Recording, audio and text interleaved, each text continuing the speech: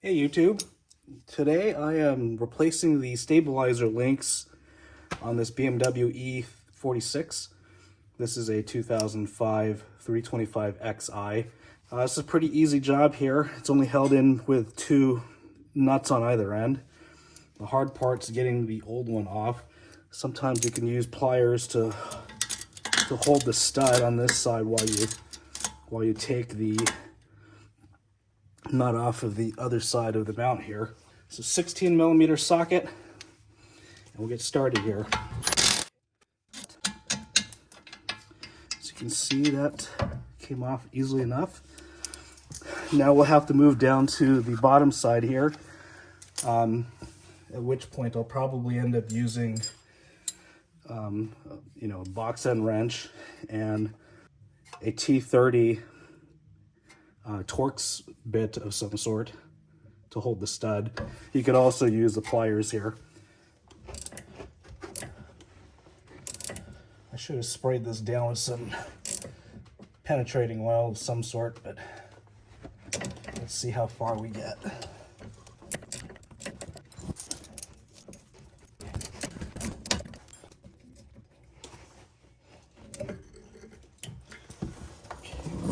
So not too terrible, but as you can see here, I used some vice grips to hold onto it too, whichever makes it easier. So the new part that I'm using is not the original BMW, but the company that makes the BMW part. There's the part number. It is specific from left to right. This one ends in 079 for the part number. I believe the passenger side is 080. So it goes on much the same way that you remove the old one. So basically reverse of removal. So we'll go ahead and offer it up on both sides here.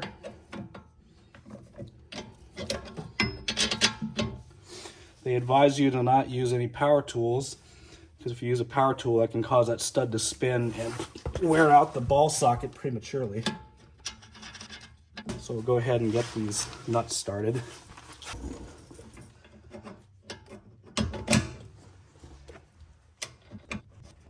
You don't really want to run an impact gun on here and risk, because this is a lock nuts, and if you run an impact gun, even if you blip the throttle on the impact gun, it has a tendency to spin the stud in here, which then in turn can wear out the ball socket prematurely, and you'll be back here again in short order. So we'll stick a ratchet in here and see if that works. Of course, not enough clearance there. There's more than one way to skin a cat, but we'll just see what I've got here that works.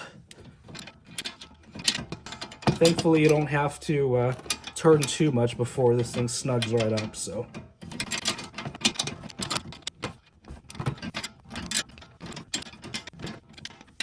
As it snugs up, the center no longer turns. So we'll get a torque wrench and tighten this to 48 foot-pounds or 65 Newton meters.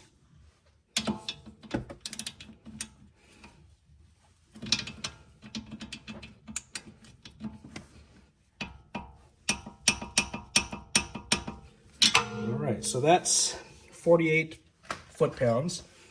We'll go ahead and go down to the lower end of this and do the same thing.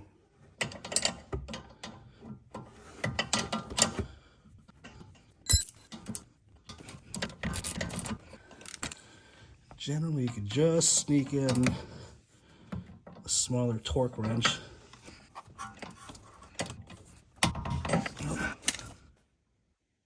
Once you have gotten the ends of that stabilizer link tightened down and torqued to spec, just put everything back together as you did, just reversive removal.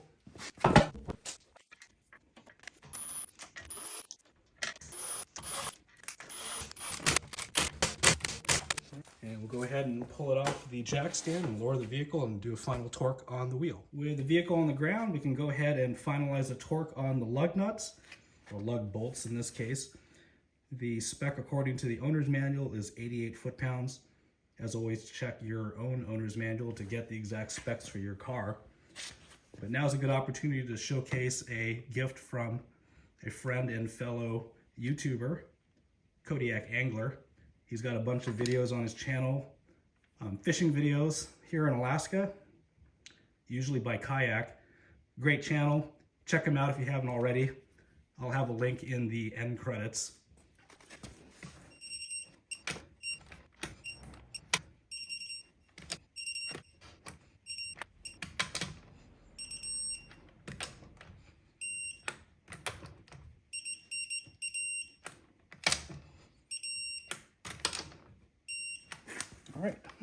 All right, for a little bit of bonus footage, the reason why I replaced the stabilizer links in this vehicle is because they were making a rattling noise going over little minor bumps in the road. It actually sounds pretty horrible in the cab. It's amazing how much sound these things can transmit when they're worn out. So I'll try to be quiet here and see if you can hear the rattle noise just from shaking it.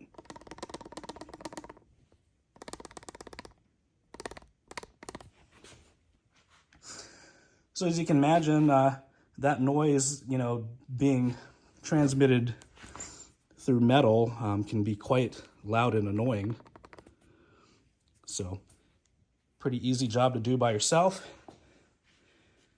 And it eliminates a very annoying noise in the vehicle.